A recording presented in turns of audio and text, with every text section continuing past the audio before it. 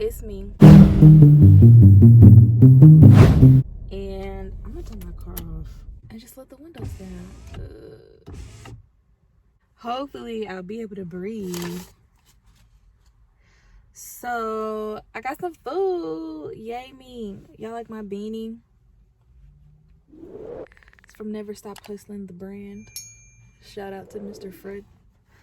And I just wanted to like do like a check-in, like a car vlog. And my shirt not dirty.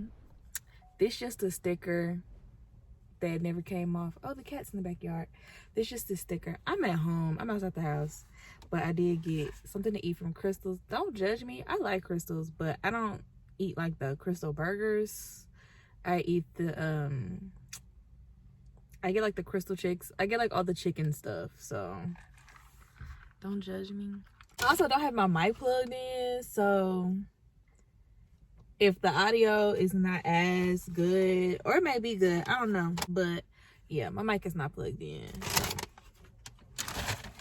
if you can't hear me, that's why. Now my mic is right here, it's just not plugged in. And also, if the camera is a little shaky sometimes, I really have nigger rig. I have like 1,000 disclaimers. I nigger rig the hell out of why they put so much mayonnaise on here? Oh my god. I nigger rigged the hell out of my setup today. So hey y'all, what y'all doing? I want to do like a vlog like once a week, even if it's a car vlog. I don't know, we'll see though. I may vlog some on election day. I think I should vlog on election day actually. It is very hard for me to eat and hold a conversation at the same time.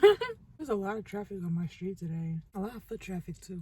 So anybody who knows me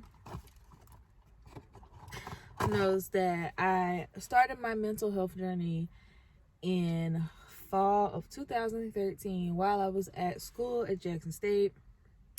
I started taking medicine, then I got off the medicine, and I've just been like doing me ever since. Been finding different ways to cope in like high stress situations that have not always been healthy. But the last time I did a video like this, just talking about like where I am mentally in mental health in general, it's been like 2 years. It was 2018. It was like May, wasn't it? Or somewhere in early 2018 when I did a video, because I had just got my apartment in Sandy Springs, and I was in a happier place for that time period. I was in a happier place, but I wasn't 100% obviously. But things had not escalated to oblivion yet, so things are still pretty bad. The cat is looking at me, but they hadn't like super escalated yet. So I just kind of want to like check in about me and like, you know, eat a couple of little mini chicken sliders. So to note, I am definitely in a weird space right now, okay?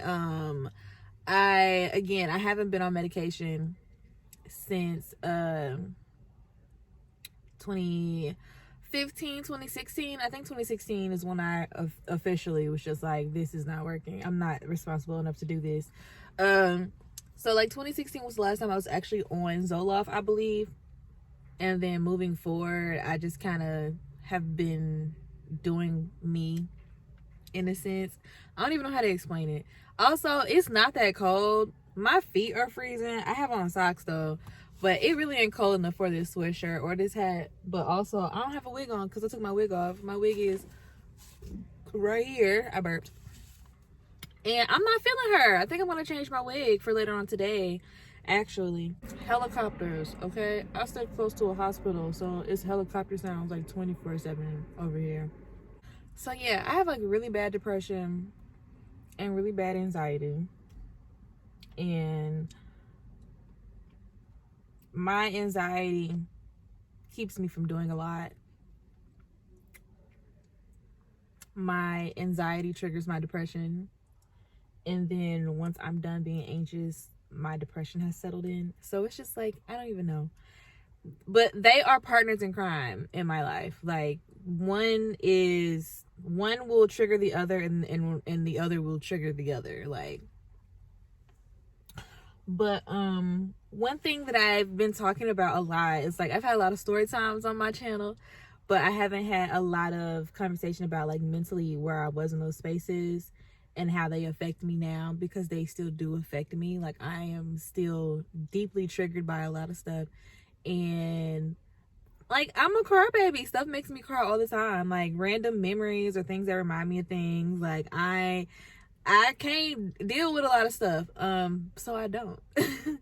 But definitely, I was in a very, very, not only embarrassing, but, like, I was in a very, like catastrophically, self-destructively bad place. Okay, like, it was very intense for me. And I don't know, I don't even know the words to use to sum up the amount of feelings I was feeling. The number one feeling of a lot of what was happening to me, or a lot of what I was going through, was the feeling of loneliness.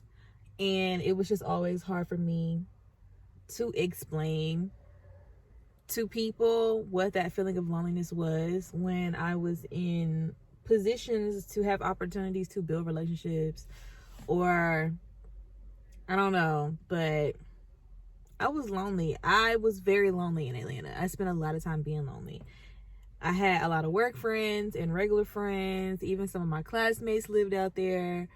And then I had my girlfriends, but I was very lonely the entire time. I didn't have anyone that I could connect to emotionally and mentally. I didn't have anyone that I could share my mental struggles and pains with, who could identify with me. I didn't have anyone, like, I didn't have that at all. And it was very, very tough to just, like, feel boxed in. And that was, like, another thing. Like, I became very claustrophobic within the world. Like, I wasn't just an introvert, and I didn't just want to stay at home, because I can honestly say, throughout my time living in Atlanta, is probably, and honestly is one of the reasons why, like, I'm a little bit more, like, outgoing. I don't think I'm outgoing, but I think I'm still a boring person. But the reasons why I'm more willing to get out and do things by myself, like, prior to ATL, I'm less likely to go to the mall by myself. I was less likely to go, like, shopping or go to the store or anything like that. I thought all that shit was weird. But now I am so much more capable to do shit by myself. Like, I can do it by myself, don't worry about it. And it's, like, no shade to nobody, but it's just, like, that was, like, one of the, like, because social anxiety is a thing, and that was just one of the things that I had to overcome. Was, you're out here by yourself, sweetie. These people don't care about you the way you think they do or should, and you are gonna have to, like, man up and just do some shit by yourself. Like, you don't need nobody to go with you to go fucking return a shoe to the store. You don't need that. Just do it, or to go eat. I was extremely, extremely lonely, and that really played a huge part on my mental health. And, like, you're gonna go through bouts of loneliness in life. Like, it's just a part of life, And so, not to say that I hadn't already been lonely or experienced being lonely before I was in Atlanta, but I was lonely as fuck. And I was, like, more so what is that? I was more so yearning from companionship than anything else, because I did not have that. I did not have a companion out there. I was by myself. Like, and that's, like, not to disrespect friendship that I had out there, because I definitely had friendships. I had friends, real friends, genuine friends that I still talk to. Like I said, my classmates were out there, so, from high school and college. So, like, I had people that I could link with and do things with. So, like, the social part of it, you know what I'm saying? That really wasn't my cousin's walking the dog. That really wasn't a fear or a thing. It was literally like the yearning for a soul, you know, and that's what I wanted, that I did not get from out there, that I'm still processing, and I'm still, like, me being able to address it and talk about it is like immense growth. Because at first, like, I couldn't, at least not without crying. I couldn't really talk about like what I was feeling, but like now I know I can recognize my feelings. I can recognize what it was that I was missing and I was lacking. And to also note that like I'm still dealing with some of those feelings now. I'm still dealing with it. More so, I'm in the space now where I'm processing a lot of that. So it doesn't feel good, and I sit in my feelings. I'm a firm believer now of sitting in your emotions versus pushing them down. And even though like sitting in your feelings, sometimes it doesn't make the process any faster, but like literally until you're good to say, okay, I can move on, or until things don't make you feel away anymore, you gotta process those emotions. And so that is where I am now. It's like I have processed like different pieces of what has happened to me, but I haven't processed like a lot of my actual feelings, like that I dealt with when I was alone. And that was one of them, was the feeling of loneliness. Like nobody will ever know how in a corner I felt. Like nobody will ever know that. There aren't any words to explain it, other than somebody else experiencing it and just comparing emotions and being able to, you know, assume that we felt the same way. But like, I was alone. I had nobody but Bentley. Like, I would cry a lot, and even now I cry about what I went through then. And like, honestly, it sounds super corny or whatever, but like, emotional support animals are real, which is the real intent behind why I got Bentley. Was to be a hearing dog, and he hears, and now he barks at everything, even when there is nothing to bark at. But I got him so that I could hear him people knock on the door, because I'm hearing impaired. But he was really like an emotional support dog. Like Bentley is my OG, my rider. Like even now, like I look at him and like noting the reason that he is in my life makes me emotional, because I could have lived without Bentley for sure. But I think I would have been 11 million times more sad than I was while I was there. Because then I would have absolutely have nobody. Like, it's just a lot, y'all. It's a lot. But now, on this day, today is Halloween that I'm recording this. So I don't know what day is going to go up. Probably before Election Day, hopefully. But now currently though, I just pulled myself out of like a depression episode. Okay, I have been a little sick, not COVID, but I have been sick, my sinuses, and like we've been getting hit back to back with like hurricanes, and my allergy season is the fall. Pollen does nothing to me. I could lay in the grass and roll around in pollen all day and I'll be good. But like the dust and like the leaves falling and like the dirt, like the fall things and smells, pine, like it messes me up. So I've been dealing with my regular allergies on top of sinuses, on top of being sad. So I just pulled myself out of a pretty good slump that I've been in. Like my room has looked absolutely tragic for a few months now, and I cleaned my room and that made me feel better. And I have been going outside and that's been making me feel better. Well, I've just started to go back outside and like get Starbucks or stuff like that. That's been making me feel pretty good. I haven't been doing a bunch of shopping, and also usually the holiday season is like really bad for me because I'm so used to being alone for the holidays. So it usually just kind of like, you know, and my relationship with my family is weird. So like I see my family, I spend time with my family for the holidays, but you know, it's just not the same. It's not the same. Like I don't have that internal need to be around people on Christmas. Like, I don't care if we have matching pajama sets or not. And those are things that I want to start with my own family, but like, I don't, for like the family that I am currently in. And I love everybody. I don't care enough. I don't know. I've been going this long without it, so I guess that's why I don't have a want or a need. It's also very loud on the block today. Like, everybody is outside doing music, working on cars. My neighbor was fixing his lawnmower earlier today, and while I was in a meeting. Yes, a meeting on a Saturday. I never understood why you get 4 burgers but only 3 chicken sandwiches. The ghetto. Another thing that I haven't, but not recently, but another thing that I've been doing this year, like, I did therapy, and a lot of that stuff came out about what I was dealing with. And I can't necessarily say that it has helped, but it's just another person that knows my story, I guess. I don't know.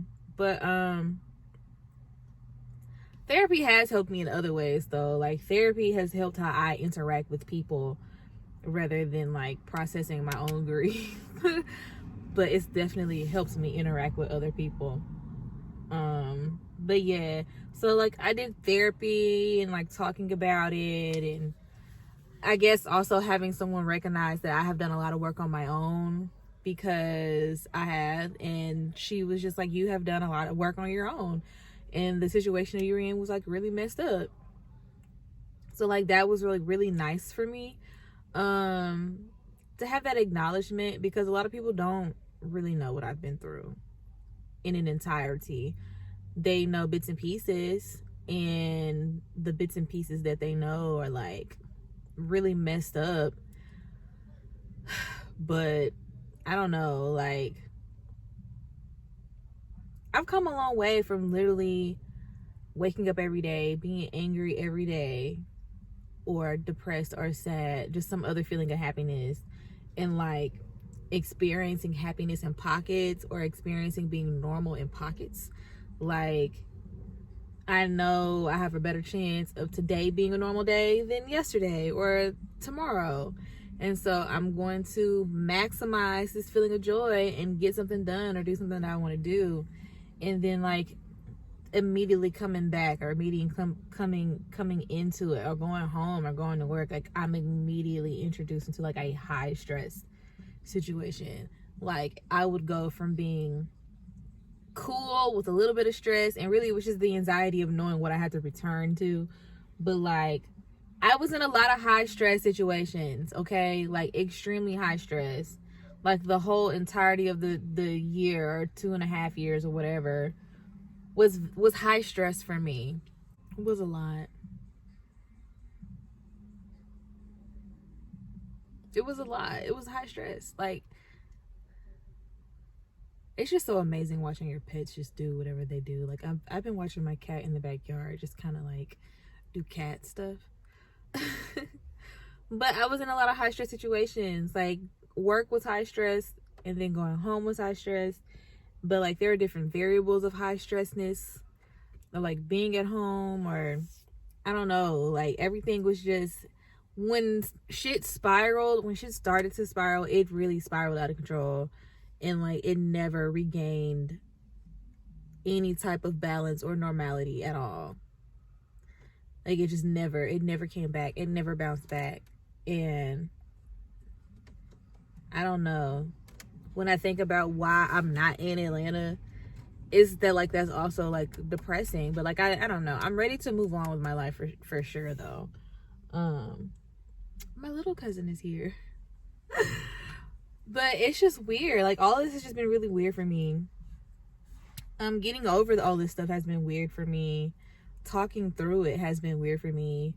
Putting it on the internet hasn't been so weird, because the things that I put on the internet are like the biggest moments that happened in terms of like whatever, are the biggest moments that I remember, but haven't been like, you know, because like, there are everyday things that happened that were bad. Like, every day something was happening. So it would be hard for me to like tell everything that happened, because there are days that I don't even remember, but there was something happening every freaking day though, like every day.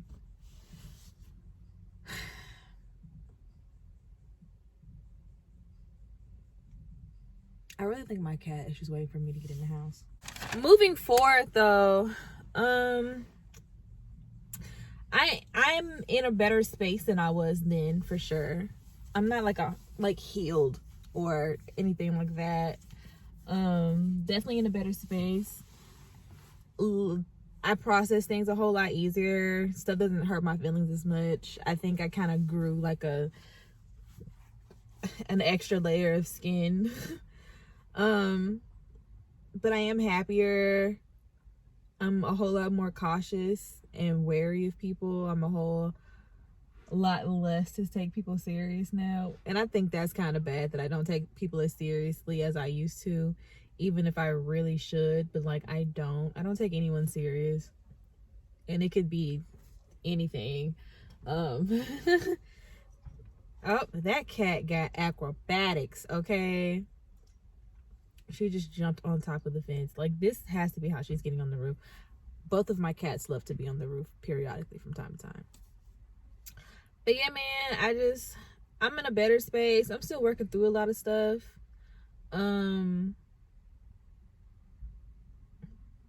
Yeah. But I definitely can say 2013, I wanted to regain myself. But 2014 was like the start of like a lot of intense like depression feelings. Even though I was on medication, I was very up and down with my meds in 2014. And 2014 as an entirety, that whole year, actually I don't remember anything that happened in fall of 2014 outside of homecoming. But 2014 definitely was the year that I should have been stable on medication that whole entire year, but I wasn't. But the beginning of 2014, like the spring semester of 2014, definitely set me back in ways that I didn't know I could be set back in, to be honest. I had my feelings hurt, typical college bullshit, but 2014 set me back, and 2014 let me know what I was capable, or what I could be capable of, or what feelings I could be capable of feeling, rather, or how intense things could get for me in terms of depression. And then 2017 through 2019 just intensified all of that. Like, I had not felt that crazy since 2014. 2015, 2016 were fine for me. I was happy for like the first time in forever. I was still in school, but I was happy. I was good. And even to this date, like the year 2016, even though collectively as a world we've all decided that 2016 was the worst year ever.